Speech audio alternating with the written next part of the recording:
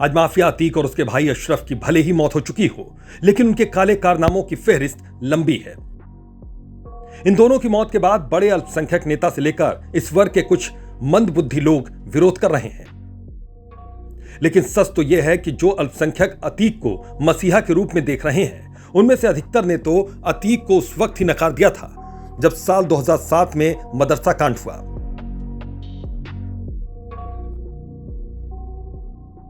अतीक की जिंदगी का वो गुनाह जिसने उसके राजनीतिक करियर को खत्म कर दिया, वो गुनाह जिसके बाद अतीक की छवि उसके अपने ही धर्म के लोगों के बीच ऐसी गिरी कि वो फिर कभी चुनाव जीत नहीं पाया।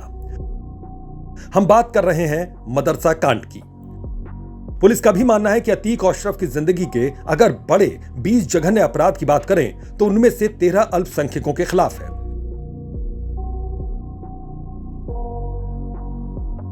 फिलहाल हम आपको बता रहे हैं अतीक का वो कांड जिसने ये साफ कर दिया कि अतीक इंसान की शक्ल में जीता जागता भेड़िया है।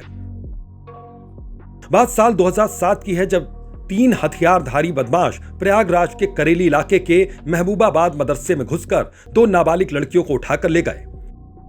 आपको बता दें कि यह वही मदरसा है जहां शहर और दूर दराज के गरीब अल्पसंख्यक परिवारों की बच्चियां तालीम हासिल करती थीं।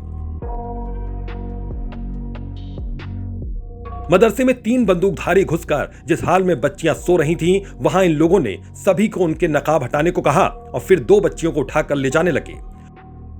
ये बच्चियां गिड़गिड़ा रही थीं, रो रही थीं, लेकिन इन वहशियों को कोई दया नहीं आई। इन 2 बच्चियों के साथ पूरी रात सामूहिक दुष्कर्म हुआ और सुबह इन्हें उसी मदरसे के बाहर फेंक दिया गया। बताया जाता है कि सामूहिक बलात्कार में 2 और लोग बाद में शामिल हुए। वो 2 लोग कौन थे, यह अंदाजा लगाना कठिन नहीं है।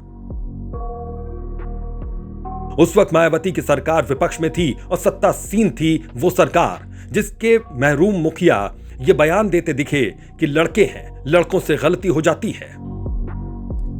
उस वक्त सपा की सरकार थी और अतीक और अशरफ का रसूख। जांच में तो साफ हो गया था कि तीनों गुंडे अशरफ और अतीक के थे, लेकिन कानूनी प्रक्रिया के नाम पर सरकार के दबाव के कारण इसे सिर्फ मामूली छेड़छाड़ का केस माना गया।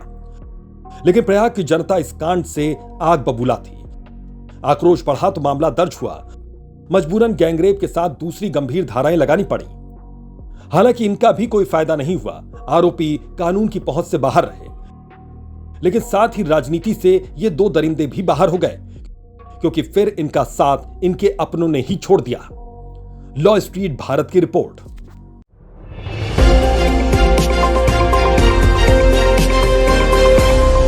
लॉ स्ट्रीट भारत, राष्ट्र के हित में।